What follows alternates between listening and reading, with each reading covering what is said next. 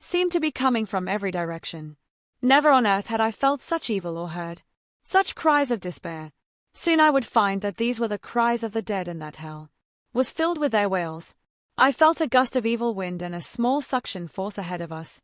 Lights like lightning or strobe flashes penetrated the black darkness and threw grey shadows on the walls.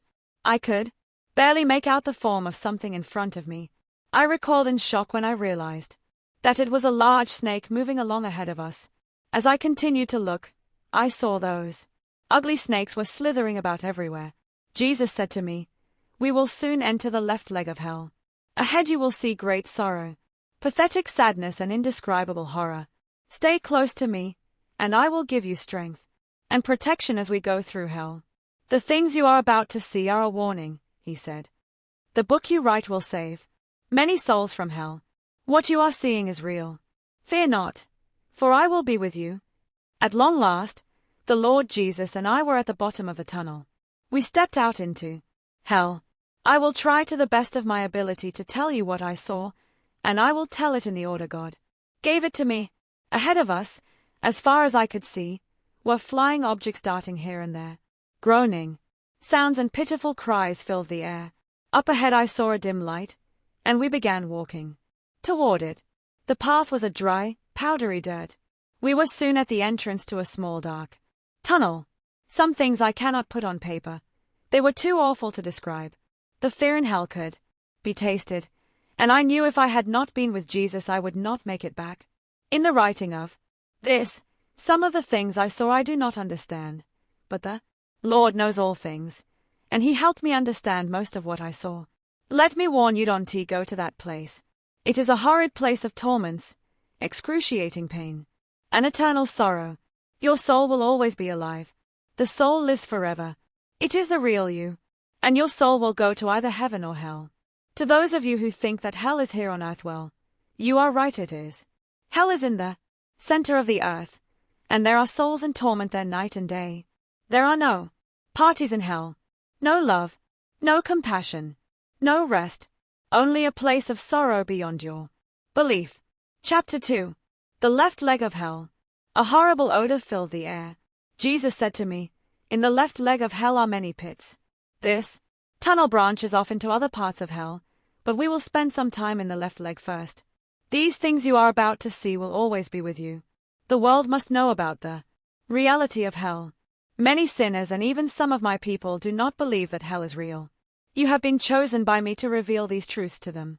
Everything I will show you about hell and all the other things I will show you are true." Jesus had shown himself to me in the form of a bright light, brighter than the sun. The form of a man was in the center of that light. Sometimes I saw Jesus as a man, but at other times he was in the form of a spirit.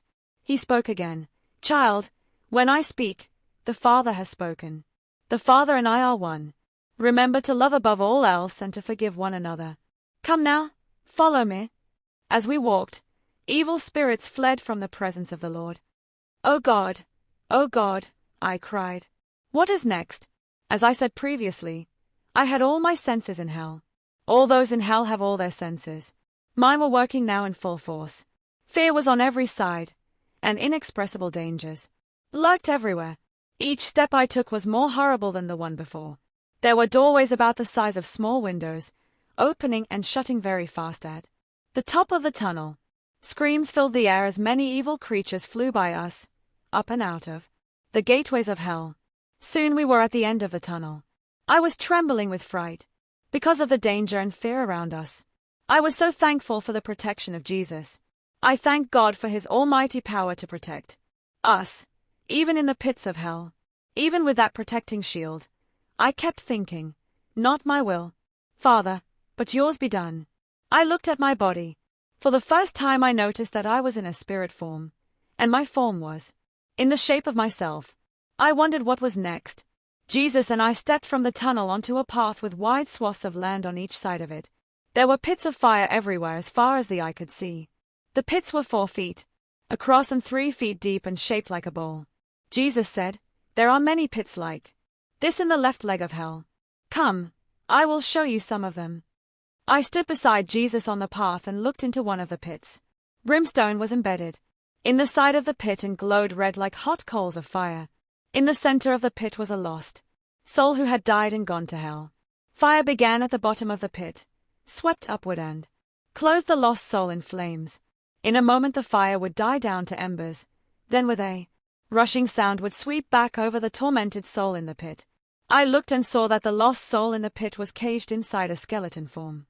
"My lord," I cried at the sight, "can't you let them out?"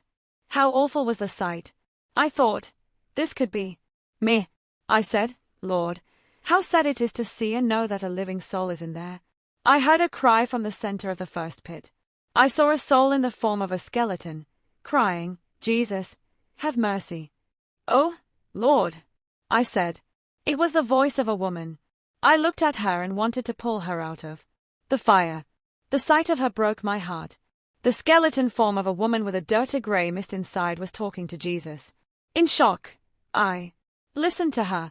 Decayed flesh hung by shreds from her bones, and, as it burned, it fell off into the bottom of the pit. Where her eyes had once been were now only empty sockets. She had no hair. The fire started at her feet in small flames and grew as it climbed up and over her body.